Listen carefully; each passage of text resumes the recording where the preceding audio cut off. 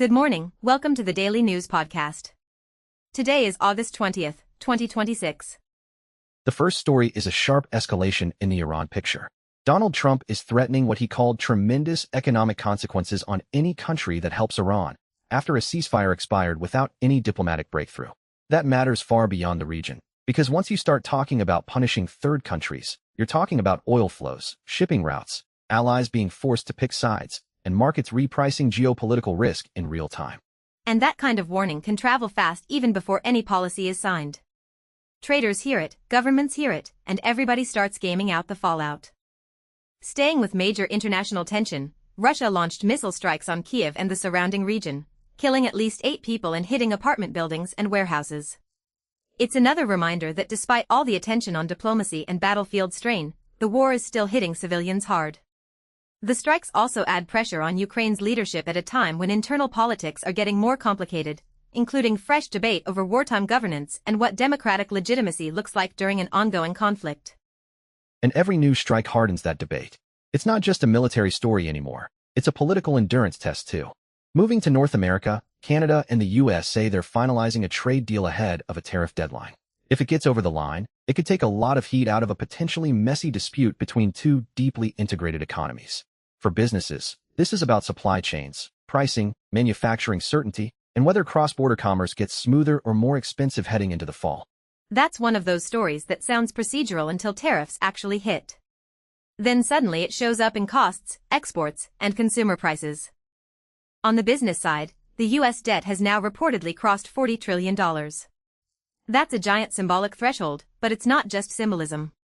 The real issue is what it means for Treasury financing, bond demand, interest rates, and how much room Washington has when the next slowdown or crisis arrives. Investors have been watching this closely because higher borrowing needs can push up yields and keep pressure on everything from mortgages to corporate borrowing. Right, and once debt gets that big, the market stops treating it like a headline and starts treating it like a structural condition. Sticking with markets, Microsoft shares are getting a lift from confidence around its massive backlog, which has climbed to $678 billion. The takeaway is simple. Customers are still committing huge amounts of money, and that supports the argument that AI spending by the big cloud players isn't just hype. It also feeds into an even bigger estimate out today, saying big tech AI data center spending could hit $735 billion this year. That is an extraordinary capex cycle, and it reaches way beyond software into chips, power, cooling, construction, and grid infrastructure. The scale is wild. We're way past AI being a software story alone, now it's an industrial build-out. On the tech side, OpenAI says eligible API customers can now use frontier models with zero data retention, aimed squarely at enterprise privacy concerns. It also previewed something called private safety processing, which is basically an attempt to keep advanced safety protections in place without hanging on to customer data. That's a big deal for heavily regulated industries that want the newest models but don't want sensitive information stored or exposed through compliance risk. That could be huge for finance, healthcare, and government buyers. Privacy has been one of the biggest reasons companies hold back. And in autonomous transport, Waymo is opening its cheaper next-generation robotaxi to all riders in 3 cities. The important part here is the cheaper vehicle platform.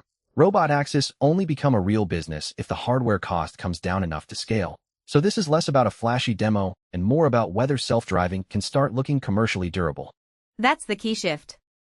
If the rides are real and the economics improve, this moves from novelty to actual transportation. Also in brief, Amazon says it's expanding Prime Air drone delivery to nearly 500 U.S. cities. Moderna reported positive Phase 3 results for its mRNA melanoma therapy. And T-Mobile says it cut off Chinese hackers during an attempted network breach by physically severing a cable connection. And to wrap up, one lighter but surprisingly serious culture note. A new study links major music streaming releases to a 15% rise in traffic deaths, suggesting big album drops may be fueling distracted driving. That is a strange intersection of pop culture and public safety, but it's the kind of finding that's hard to ignore. That's it for this morning. Thanks for starting your day with us. We'll be back tomorrow with the biggest stories and what they mean. Have a good one.